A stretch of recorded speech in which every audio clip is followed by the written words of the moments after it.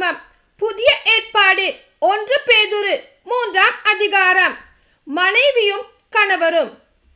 திருமணமான பெண்களே, உங்கள் கணவருக்கு பணிந்திருங்கள். இதனால் அவர்களுள் சிலர் கடவுளுடைய வார்த்தை ஏற்காதிருந்தாலும் மரியாதையுடைய உங்கள் தூய நடத்தையை கண்டு கவரப்பட்டு நல்வழிப்படுத்தப்படுவர். அப்போது வார்த்தையே தேவைப்படாது. முடியை அழகுபடுத்துதல், பொன் நகை அணிதல், ஆடைகளை அணிதல் போன்ற வெளிப்படையான அலங்காரம் அல்ல, மாறாக மனித உள்ளத்தில் மறைந்திருக்கும் பண்புகளாகிய பணிவும் அமைதியுமே உங்களுக்கு அழியாத அலங்காரமாய் இருக்கட்டும். கடவுள் பார்வையில் அதுவே விலை உயர்ந்தது.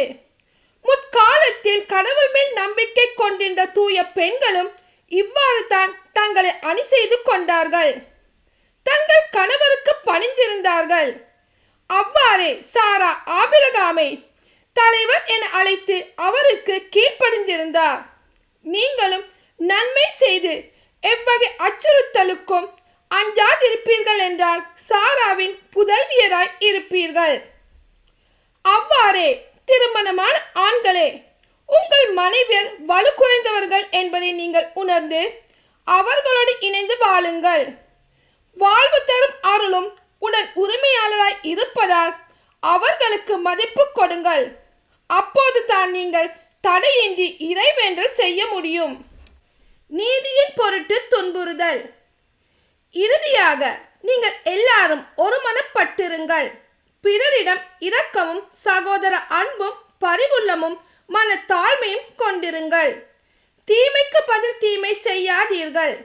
பழி சொல்லுக்கு பழி சொல் கூறாதீர்கள். மாறாக ஆசி கூறுங்கள். ஏனென்றால் கடவுள் வாக்களித்த ஆசையை உரிமையாக்கி கொள்வதற்கே அழைக்கப்பட்டிருக்கிறீர்கள். வாழ்க்கை இன்பம் காணவும் நல்ல நாள்களை காணவும் விரும்புவோர் தீ சொல்லில் நின்று தம் நாவை காத்து கொள்க. வஞ்சக மொழியை தம் வாயை விட்டு விலக்குக. தீமையை விட்டு விலகி நன்மை செய்க. நல்வாழ்வை நாடி அதை அடைவதிலே கருத்து கொள்க. ஏனெனில் ஆண்டவரின் கண்கள் நேர்மையாளர்களை நோக்குகின்றன. அவர் செவிகள் அவர்களது மன்றாட்டை கேட்கின்றன. ஆண்டவரின் முகமோ தீமை செய்வோருக்கு எதிராக இருக்கிறது. நன்மை செய்வதில் நீங்கள் ஆர்வமுடையவர்களாய் இருந்தால் உங்களுக்கு தீமை செய்ய போகிறவர் யார்? நீதியின் பொருட்டு துன்புற வேண்டி இருப்பினும் நீங்கள் பேறு பெற்றவர்களே. யாருக்கும் நீங்கள் அஞ்சி நடுங்கவோ மனம் கலங்கவோ வேண்டாம். உங்கள் உள்ளத்தில் கிறிஸ்துவை ஆண்டவராக கொண்டு அவரை தூயவர் என போற்றுங்கள். நீங்கள் எதிர்நோக்கி இருப்பதை குறித்து யாராவது விளக்கம் கேட்டால் விடையளிக்க நீங்கள் எப்பொழுதும் ஆயத்தமாய் இருங்கள். ஆனால் பணிவோடும் மரியாதையோடும் விடை அளியுங்கள். உங்கள் மனசான்றும் குற்றமற்றதாய் இருக்கட்டும்.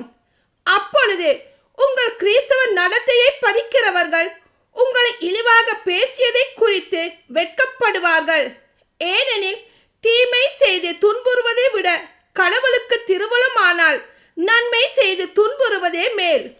கிறிஸ்துவும் உங்கள் பாவங்களின் பொருட்டு ஒரே முறையாக இறந்தார். அவர் உங்களை கடவுளிடம் கொண்டு சேர்க்கவே இறந்தார். நீதி உள்ளவராகிய அவர் நீதி அற்றவர்களுக்காக இறந்தார். மனித இயல்போடு இருந்து அவர் இறந்தார் எனினும் ஆவிக்குரிய இயல்புடையவராய் உயிர் பெற்றெழுந்தார். அந்நிலையில் அவர் காவலில் இருந்த ஆவியிடம் போய் தம் செய்தியை அறிவித்தார். நோவா பேலியை செய்து கொண்டிருந்த நாள்களில் பொறுமையோடு காத்து கொண்டிருந்த கடவுளை அந்த ஆவிகள் ஏற்றுக்கொள்ளவில்லை. சிலர், அதாவது 8 பேர் மட்டும் அந்த பேலியில் தண்ணீர் வழியாக காப்பாற்றப்பட்டனர். அந்த தண்ணீரானது திருமுழுக்குக்கு முன்னடையாளம். இத்திருமுழுக்கு உடலில் அழுக்கை போக்கும் செயல் அல்ல.